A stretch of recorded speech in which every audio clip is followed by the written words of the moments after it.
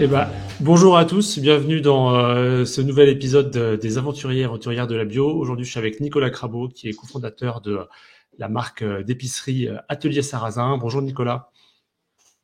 Bonjour Simon. Donc, est-ce que tu veux commencer par nous présenter cette marque? Alors, c'est une marque dont les spécialistes de la bio ont déjà vu, les clients qui vont souvent au magasin bio le voient parce que vous êtes commencé à être bien distribué. Est-ce que tu peux nous expliquer ce qu'est Atelier Sarrasin? Alors, Atelier Sarrasin transforme et distribue de nombreux produits à base de farine de sarrasin bio. Et donc, on se positionne sur les snacks avec des biscuits salés et sucrés. On se positionne également sur des produits cœur de repas végétal, comme les steaks de sarrasin, les pavés de sarrasin, comme les kachas mélangés. Donc, le kacha, c'est la graine de sarrasin torréfiée. Et donc, ce sont des mélanges prêts à l'emploi, 10 minutes à l'eau bouillante.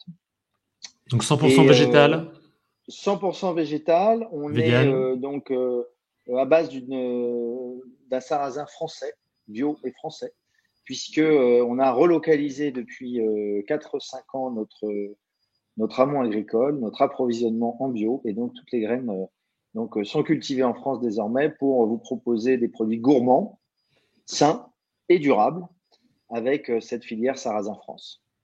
Est-ce que tu as le produit le steak de sarrasin, enfin le pavé de sarrasin, est-ce que tu l'as à Alors, nous les montrer? pavés de Le sarrasin, voilà. je vous les montre. On a le champignon ciboulette, on a l'ail basilic et on a tomate et natale.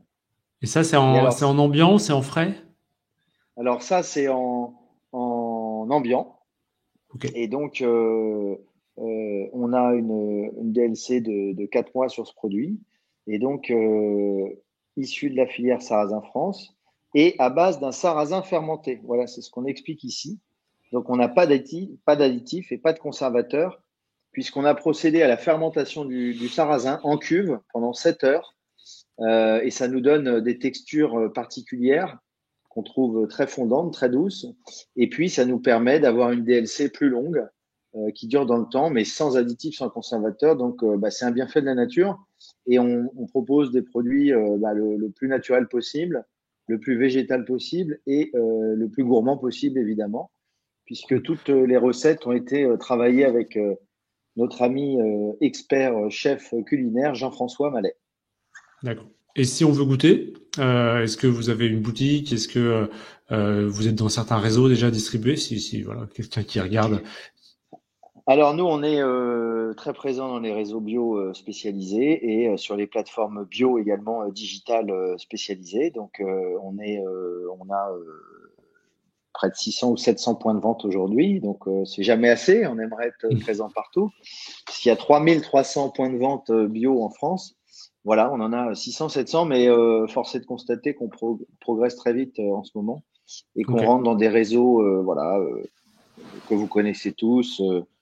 Naturalia, Satoris et bientôt Biocop, La Viclaire et tant d'autres. Voilà. Et si vous êtes magasin et que vous voulez référencer, n'hésitez pas à aller sur Aventure Bio et nous mettre un petit mail sur vos adresses habituelles pour qu'on vous envoie un petit échantillon pour que vous puissiez goûter. Et en général, le goûter, c'est l'adopter. Hein. Je crois que sur notre expo, c'est ce que vous avez fait sur les pavés végétaux. Ça a eu pas mal de succès. Le goût Bah intéresse. exactement, en fait, ce qui est sympa avec les pavés végétaux, c'est que ça correspond quand même à une nouvelle tendance de consommation assez importante avec ce qu'on appelle le flexitarisme, hein, donc beaucoup de flexitariens. Il n'y a pas que les végétariens, il y a aussi ici ceux qui veulent trouver ces alternatives à la viande, hein, qu'on connaît, on sait pourquoi, parce que c'est une alternative durable, effectivement. Moins on consomme de viande, mieux la planète se porte.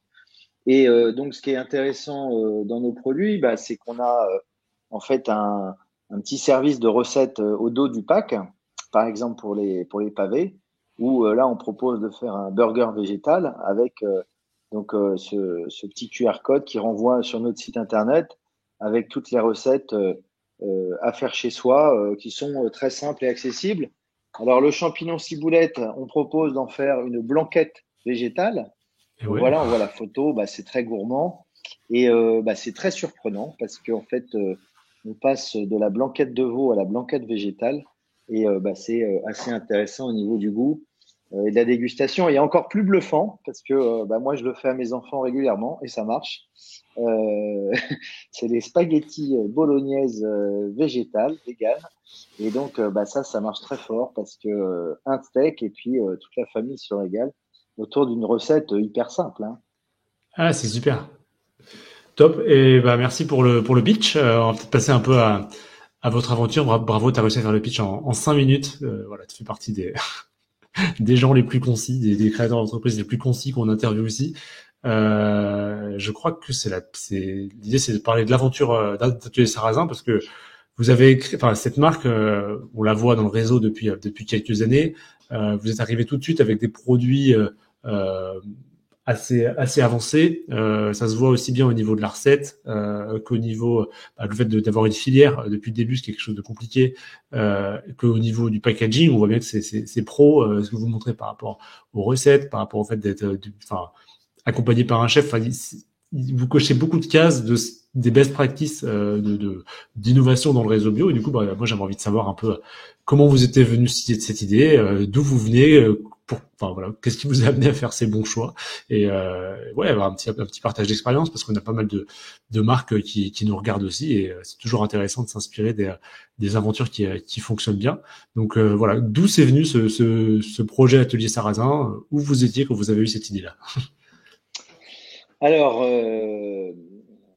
c'est d'abord une rencontre avec mon associé, on ne se connaissait pas, et l'envie de se lancer dans une aventure entrepreneuriale, tous les deux, de créer quelque chose, avec cette ambition quand même, parce que c'est un ADN très fort chez nous, de construire quelque chose qui s'appuie sur les leviers du développement durable.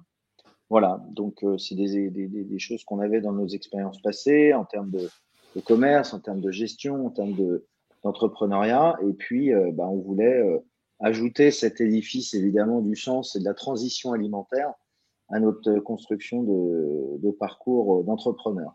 Et donc, on a Vous aviez repris déjà avec créé des boîtes Benoît. avant, vous aviez déjà été Oui, on entrepreneur était déjà avant. chef d'entreprise. Ouais, on était déjà Ouais. chef d'entreprise chacun. Benoît était dans la distribution, le commerce de distribution discount. Et moi, j'avais une agence de communication positionnée justement sur ces enjeux du développement durable. Et donc, on avait une face vision des enjeux alimentaires et une face retail, voilà, qui nous correspondait bien tous les deux. Donc, on a mêlé et croisé nos expériences, ce qui a fait créer, j'espère, beaucoup de richesse, en tout cas, on a su créer de la valeur ensemble avec cette complémentarité. Et donc, on a repris un peu sur un coup de tête un atelier de production en Bourgogne, à Montbard, enfin, au-dessus de Montbard à l'époque, avec deux ouvriers, voilà, quelques recettes. Et en fait, on a, en visitant cet atelier, découvert que tout était fait à base de farine de sarrasin. Alors, moi, je dois avouer que je suis breton, donc j'étais Ah, pas on y arrive. totalement inconnu pour moi, cette matière sarrasin, puisque en Bretagne, c'est vraiment une consommation rythmée, hein, c'est 3 fois par Ah, c'est sûr. semaine, la galette traditionnelle de sarrasin. On Le connaît phare bien, noir. mais en ouvrant les portes de l'atelier, j'ai découvert à quel point cette plante avait un potentiel incroyable. Donc, j'ai découvert que c'est une plante magique. Et c'est comme ça qu'on l'a définie. Donc, j'ai découvert que c'était une plante gourmande, mais ça, je le savais déjà, qu'on pouvait la transformer sous de multiples formes. Donc, je connaissais les galettes, je connaissais les biscuits, et puis on a vite imaginé tout ce qu'on pourrait faire avec, parce que c'est une graine comme tant d'autres. Et puis, j'ai découvert son potentiel nutritionnel. Donc, sans gluten, riche, pleine des 8 acides aminés essentiels, riche en protéines végétales, source de fibres, pleine d'antioxydants, de vitamines, de minéraux, bref, elle remplit tous les contrats nutritionnels possibles. Et enfin, elle a un pouvoir pollinisateur, puisque c'est une plante, ce n'est pas une céréale, et qui dit plante dit fleur, et qui dit fleur dit abeille. Et donc ça, Mellifère. c'était formidable. C'est une plante mellifère, et donc là où on l'a fait pousser, eh bien, ça recrée un peu de biodiversité, puisque les abeilles en raffolent et donc profitent de sa fleur. Et donc, on s'est dit, bah, tiens, gourmandise, santé, environnement, on tient un sacré triptyque qui est notre vision de l'alimentation de demain. Et donc, on savait déjà en reprenant cet atelier qu'on tombait sur un immense chantier, puisqu'en fait, les propriétaires de son commerce en fait achetaient le sarrasin en Chine. Et donc là, on s'est dit, c'est pas possible. Donc on a acheté en France et en fait, on n'a pas trouvé de sarrasin français qui nous correspondait. Et donc, il a fallu travailler sur la relocalisation du sarrasin. On a découvert ensuite que 70% globalement du sarrasin qui est mangé en France vient de l'étranger. Donc on s'est dit, bah tiens, voilà un chemin business, un chemin d'aventure bio qui est un beau chemin avec une belle perspective de croissance pour en faire une nouvelle alternative pour diversifier l'alimentation autour des graines et de la protéine végétale. Et donc, on s'est dit qu'on tenait quelque chose, donc on pouvait imposer cette vision au marché. Donc, on est parti de ce petit atelier, on a reconstruit la filière, et ça, c'est la plus belle aventure humaine pour l'instant qui nous soit arrivée, parce qu'on est parti avec 2 agriculteurs qui ont frappé un jour à la porte, donc Jean-Pierre et Pascal, pour ne pas les citer, et ils ont dit, bah nous, voilà, on voit que vous marquez atelier sarrasin, nous on sait faire du sarrasin, on en fait un petit peu. Est-ce que vous voulez qu'on plante pour vous? Donc on a dit chiche, on est parti avec eux et ça a été pas terrible la première année parce qu'on a découvert qu'ils n'avaient pas planté la bonne variété. Et donc là, je peux faire un petit focus sur la graine qui nous concerne parce qu'en fait, le sarrasin, nous on travaille ce qu'on appelle les gros grains. Donc là, je ne sais pas si vous le voyez bien. Ouais, on voit bien. Ouais. Vous le voyez bien. D'ailleurs, on voit bien la forme triangulaire. Ouais. Voilà, forme triangulaire du sarrasin qui est un polygonacé. Donc un polygonacé, c'est une sorte de lentille pointue pour ceux qui écoutent en audio. C'est pointu, exactement. Et donc, il faut vraiment qu'on plante cette variété parce que nous, en fait, cette graine, on la décortique. On la décortique et ça, c'est vraiment spécifique pour obtenir et garder uniquement l'amande. Voilà, donc il n'y a plus la cosse, c'est l'amande. Donc c'est très très joli. C'est notre or jaune, notre or de sarrasin.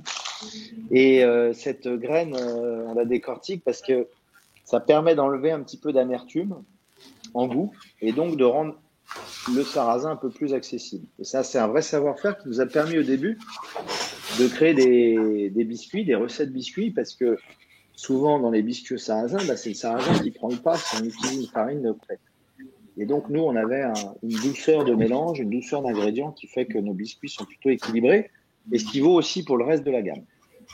Et donc, cette aventure humaine avec 2 agriculteurs, on a su la transformer et aujourd'hui, on représente 42 agriculteurs et donc une filière qui est devenue la première filière en termes de volume de production en sarrasin gros grain en France. D'accord. Et en combien de temps vous avez réussi à faire ça? On a réussi à faire ça en 5 ans. Et alors, on n'a pas réussi tout seul parce qu'on a réussi grâce à plein d'énergie sur notre territoire, puisqu'on est basé en Bourgogne-Franche-Comté. Et donc, les pouvoirs locaux, publics, les politiques publiques locales, l'agence bio a été très moteur en fait dans ce développement parce qu'elle nous a permis de nous financer ou de mettre à disposition des ressources agronomiques ou de coordination filière qui nous ont permis de construire une filière donc maintenant vraiment solide et puis avec un cahier des charges strict et puis une vision agronomique qui progresse d'année en année. Voilà. Et ce qui est important dans la construction de la filière, en fait, c'est vraiment très compliqué. C'est toujours ce que j'explique, c'est une ingénierie spécifique. Et en fait, cette ingénierie, moi, je la qualifie en disant que c'est la capacité qu'on a à gérer le le long terme des agriculteurs dans notre court terme d'industriel. Voilà. Et ça a été une sacrée gageure parce que, évidemment, on n'est pas du tout sur les mêmes rythmes parce que quand on rate une récolte, il faut attendre 1 an. Donc dans le business, on ne peut pas attendre 1 an. Donc aujourd'hui, on maîtrise 420 tonnes de sarrasin séché. On a pu investir avec les agriculteurs dans un séchoir qui nous permet d'avoir une qualité en plus de sarrasin bien meilleure.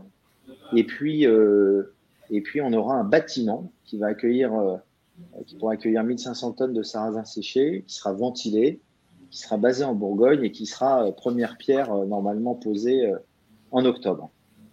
donc Ok. pour la récolte 2023. Voilà, donc là, je continue sur ma lancée, mais Ah bah juste pour oui, dire que le cœur du réacteur, dans notre proposition, parce que après on parle de recettes, on parle de distribution, on parle d'alimentation, on parle de se faire plaisir en mangeant, mais le cœur du réacteur, c'était de proposer un produit qui soit le plus durable, le plus local, avec une filière équitable derrière, effectivement, avec une juste rémunération des agriculteurs, avec une relocalisation, parce que globalement, il y a un projet un peu politique derrière, et la crise qu'on vit aujourd'hui après le Covid ou avec l'Ukraine, bah, c'est ces enjeux de souveraineté alimentaire qu'on s'est accaparé quelque part dans notre projet de transition alimentaire. Et donc, on a cette filière, et maintenant à nous d'innover, de faire de la R&D, d'être moteur de cette innovation pour proposer aux consommateurs de découvrir le sarrasin autrement qu'avec la galette de blé noir. hmm. Si Même je peux si me je permettre, recommande fortement de continuer de manger de la galette de blé noir. bien sûr. Et du kick à farce. J'attends le kick à Et farce du atelier sarrasin. farce. Si Absolument. je peux me permettre un petit commentaire, je pense que vous avez réussi à faire une innovation et une mise en marché typique du réseau bio. Alors, on voit que vous avez de l'expérience et que vous avez sans doute pu démarrer avec des moyens. Mais ce que tu dis là, c'est vraiment étonnant parce que vous réussissez à cocher toutes les cases. La case goût, la case innovation, la case végétale, donc souffrance animale, il n'y en a pas. La case relocalisation, la case substitut de viande pour décarboner l'alimentation, la case équitable dans le lien avec les territoires, voilà. Et ça, c'est vraiment l'innovation typique bio. Ça me fait penser à ce qu'on avait interviewé les deux fondateurs de Tidou, Geoffroy et Kylian, qui nous expliquaient leur méthode d'innovation quand ils ont créé une nouvelle marque dans leur univers. Ils avaient cette même approche d'essayer de cocher toutes les cases, de trouver quelque chose d'intelligent sur toutes les cases. Parfois, on fait pas toutes les cases et il faut le truc, c'est important que ce qu'on propose sur chaque case ce soit intelligent. Donc, il faut mieux s'abstenir si on a quelque chose qui manque. Mais voilà, quand on arrive à faire ça, cette masterclass, j'avais appelé ça, mais vraiment de réussir à tout faire, c'est sûr que derrière, les réseaux s'ouvrent. Alors, pour le faire, il faut être patient, parce que, comme tu as expliqué, monter une filière, ça se fait pas en 6 mois. Il faut savoir se faire financer, j'imagine. Il faut aspirer confiance aux agriculteurs, parce que l'agriculteur, si il flèche sa production vers chez vous, c'est parce qu'il sait que vous serez encore là dans 2 ans, dans 3 ans, parce que les cycles agricoles sont forcément longs. Mais vraiment, j'invite les gens qui regardent et qui travaillent dans des projets de marque à regarder votre façon d'avoir monté ça, parce que c'est vraiment très intéressant. Et le fait qu'il y ait un succès commercial en bout de chaîne est aussi une preuve que ça fonctionne et que le réseau bio cherche en fait et a besoin d'innovation comme vous avez su le mener. Donc vraiment bravo. Et après, ouais, est-ce que tu as des points d'amélioration encore, des points qui sont encore un peu difficiles à gérer ou des points sur lesquels tu es encore en... Enfin, qu'est-ce qui va être un peu l'avenir d'Atelier Sarrazin? Quels sont vos gros sujets? On a compris qu'il y avait le bâtiment, mais est-ce qu'il y a encore d'autres sujets vraiment, vraiment costauds sur lesquels vous n'avez pas encore trouvé de solution ou vous cherchez encore? Non, bah merci Simon d'adhérer au projet. Et d'ailleurs, preuve en est qu'on est là aujourd'hui pour le mettre en avant. Donc ça nous donne beaucoup d'énergie et beaucoup de force. Évidemment, le succès, il vient surtout des autres. Il vient de toutes les bonnes volontés, les ressources qui travaillent avec nous, nos équipes qui sont absolument formidables, qui croient au projet, qui se mobilisent, tous les clients, grossistes, B2B et B2C. Bon, bah ça, c'est notre énergie du quotidien. Et des projets, bah oui, nous, déjà, on est loin d'être parfait. Alors, c'est bien, c'est vrai on coche un certain nombre de cas. C'est-à-dire qu'on a réussi, je dirais, à donner une vision stratégique à notre projet sur pas mal de critères clés de l'impact, ce qu'on appelle l'impact, voilà, tout en respectant les critères indissociables de la consommation alimentaire, notamment celle du plaisir et de la sécurité alimentaire et de la qualité. Voilà, donc c'est une nouvelle qualité en fait qu'on redéfinit C'est ça. avec maintenant un scope beaucoup plus durable. Et on est loin d'avoir, on est loin d'être parfait d'une part, donc on a beaucoup de choses à améliorer et on est aussi accompagné par un label bio-entreprise durable du Synabio pour être en progrès en permanence. Et puis on a des chantiers de travail absolument colossaux. Autour de la filière, évidemment, parce que faire 400 tonnes de sarrasin, c'est bien, mais comme j'ai dit tout à l'heure, il y a 70% du sarrasin consommé en France qui vient d'étranger, donc il y a encore matière à progresser. Il y a matière à progresser sur la qualité de nos variétés, sur la pratique culturelle dans nos campagnes avec nos agriculteurs. Il y a ce développement filière qu'on a bien assis, mais qu'il faut continuer de développer. On a évidemment un sujet de recette, de R&D, d'innovation. Bah, c'est vrai que cette fermentation du sarrasin, on va continuer de la décliner, on va arriver avec plein de recettes. On va aussi beaucoup écouter nos consommateurs, ce qu'on n'a jamais vraiment eu le temps de faire pour l'instant. Et donc, on a envie de les écouter, nos clients, pour savoir ce qu'on va construire ensemble, qu'est-ce qu'ils cherchent, de quoi ont-ils besoin aussi. Et donc, ça, c'est une étape très importante de déclinaison, d'accélération des déclinaisons produits. Il y a la communication, parce que une chose dont on est sûr, c'est que on n'a pas encore réussi à créer un réflexe sarrasin dans tous les foyers français. Donc, il nous reste du boulot, et peut-être européen demain. Donc, il nous reste du boulot. Et ça, le sarrasin, c'est quelque chose qui ne s'improvise pas quand même, parce que c'est une plante qui est nouvelle, une graine qui est nouvelle. Donc, quand on donne une galette à quelqu'un, il sait quoi faire, il met du jambon, du fromage, il referme tout ça, et ça marche plutôt bien. Quoique, ça c'est sûr en Bretagne, mais il y a des régions aussi, ça ne savent pas trop quoi faire avec. Donc, il faut expliquer, il faut être dans la pédagogie. Et donc, il y a un gros effort de communication à faire, qu'on fera très prochainement avec des capsules vidéo, ces recettes qu'on présente sur nos sites internet via les QR codes. Donc, même si on met beaucoup de praticité, il faut apprendre à cuisiner le produit. Et puis, il y a évidemment l'accompagnement de nos outils de production basés dans les territoires, parce qu'on a un outil de production en Bourgogne et un autre en Bretagne, qu'il faut continuellement faire progresser pour en sécher les graines, pour faire progresser la logistique, voilà, le bien-être au travail globalement de nos ouvriers. Donc, il y a un travail immense aussi en termes d'industrialisation. Et puis enfin, s'équiper commercialement pour être plus fort et proposer toujours plus de produits dans nos gammes et mieux communiquer avec nos clients au quotidien. Voilà, donc c'est un peu notre feuille de route. Ouais. Si je la balaie rapidement pour dire que non, il nous reste beaucoup de travail. J'avais une question sur la partie prix final conso, parce qu'on sait que si la farine de blé est devenue la farine la leader de loin, j'imagine que c'est pas 400 tonnes qu'ils font, c'est plutôt 4000 ou 4 millions, ou je sais pas combien. Enfin, c'est d'autres ordres de grandeur. Il y a une question de prix de la farine et une prix de la graine. C'est quoi les clés pour réussir à vendre un produit bio dans une démarche équitable? Alors, je crois que vous êtes en cours de labellisation, en tout cas vous y réfléchissez. Forcément avec un premium de prix qui est significatif par rapport à du bio importé ou même à du conventionnel. C'est quoi les clés de communication? Comment est-ce qu'on arrive à embarquer le conso dans le fait de payer une graine qui coûte plus cher que ce qu'il peut avoir pour une unité de besoin soit identique, soit comparable? C'est quoi comment vous arrivez à adresser ça? En fait, déjà, c'est vrai qu'on essaye de justifier notre prix. Donc, j'aime bien ce mot parce que dans justifier, il y a juste. Donc, en fait, ce prix, en amont, on le construit avec nos agriculteurs. Donc, déjà, le prix, en fait, ce qu'a fait notre qualité d'interlocution avec les agriculteurs, c'est qu'on a ouvert notre livre. On leur a dit, voilà, moi, mes clients, je sais qu'ils prennent ça, moi, je sais que je dois prendre ça, etc. Comment on fait? Comment on fait ensemble?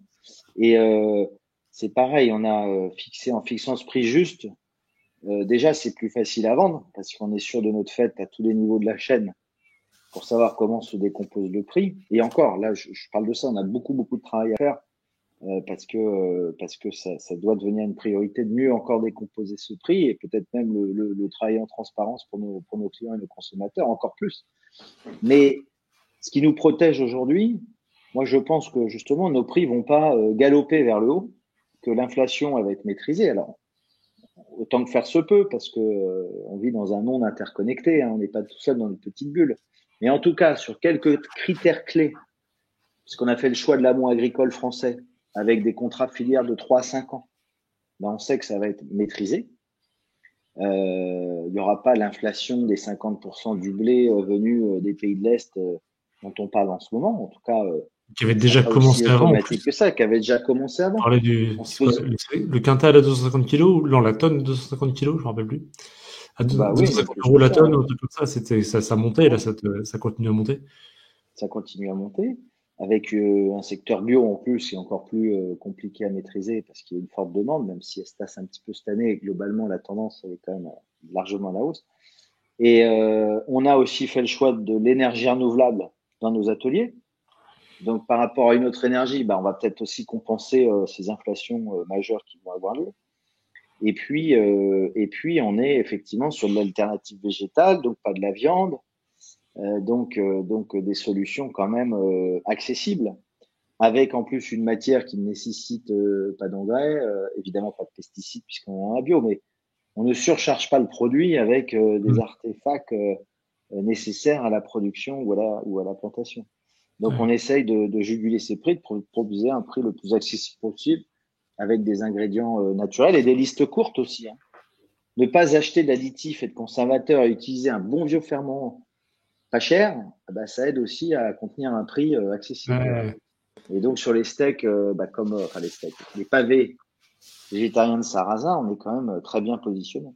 Ah, ok, ok. Et donc du coup, ouais, c'est les paris que vous avez faits de développement durable, qui normalement vont porter leurs fruits parce que vous allez être en principe plus résilient que des prix de concurrents qui, enfin, sur d'autres matières, hein, qui sont un peu artificiellement bas parce que c'est très lié aux chaînes longues d'import ou aux pesticides. On sait que les engrais azotés sont aussi en train de monter en flèche au niveau du coût. Donc peut-être que on va voir.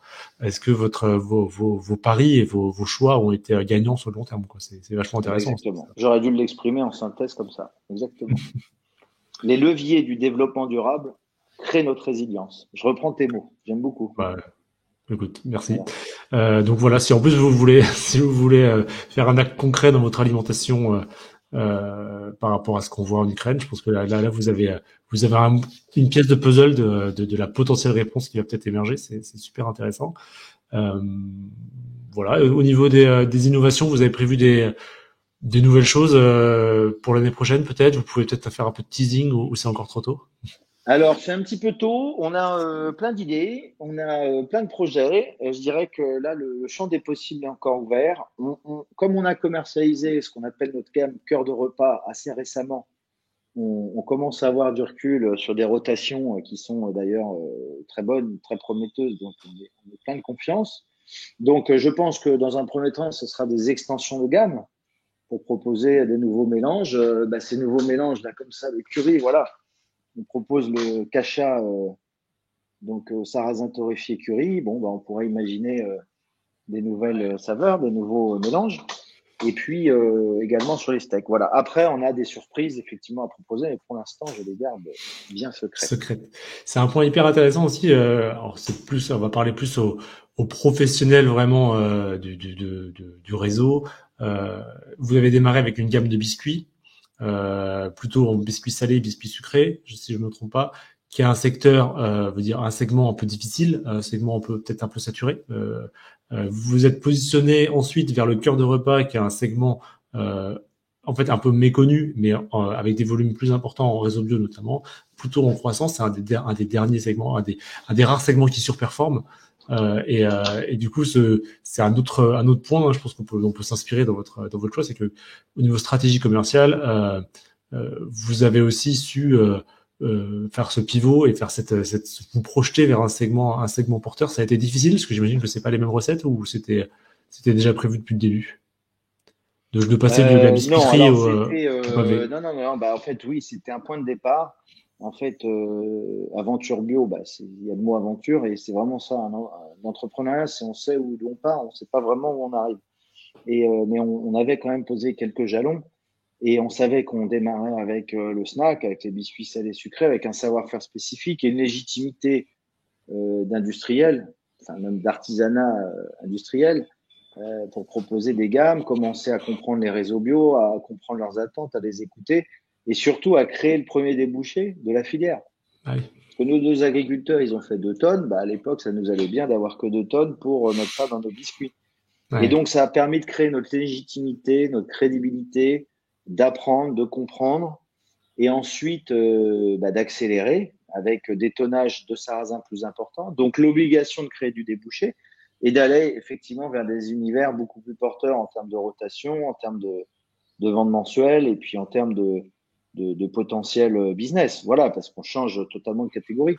Ouais. Oui, le biscuit, c'est bouché. Oui, le biscuit, il faut tout le temps renouveler les offres. Oui, il y a plein de petites marques qui se lance tout le temps. Donc, c'est un marché très bataillé. On a fait partie de ça et on le renie pas et on en est très content. Et on a une gamme, d'ailleurs, qui est présente dans les TGV. D'où l'importance aussi d'être là en termes de visibilité, de notoriété et puis de goût et de gourmandise, Ouais. parce que ça participe au débouché filière. Et puis, on s'est vite autorisé à explorer les autres marchés et à capitaliser sur des marchés émergents, parce que là, c'est quand même des rayons qui sont en très grande croissance. Et c'est que le début de l'histoire. Parce Ouais, que c'est on est inéluctable. obligé. Il va Inéluctable. falloir, inéluctable, il faudra qu'on mange plus de végétal et moins d'animal. Donc, de toute façon, c'est des marchés. Il faut que tout le monde se concentre dessus pour proposer ces alternatives qui sont vitales. Alors, pour manger au quotidien, mais qui sont vitales pour l'humanité, en fait. Hmm. Ouais, puis c'est bon, on le constate avec l'essence. Enfin, les faits vont s'imposer à nous. Les prix vont se croiser entre les alternatives végétales et la viande, parce que ça consomme de plus en plus, ça consomme beaucoup d'énergie fossile de faire de la viande.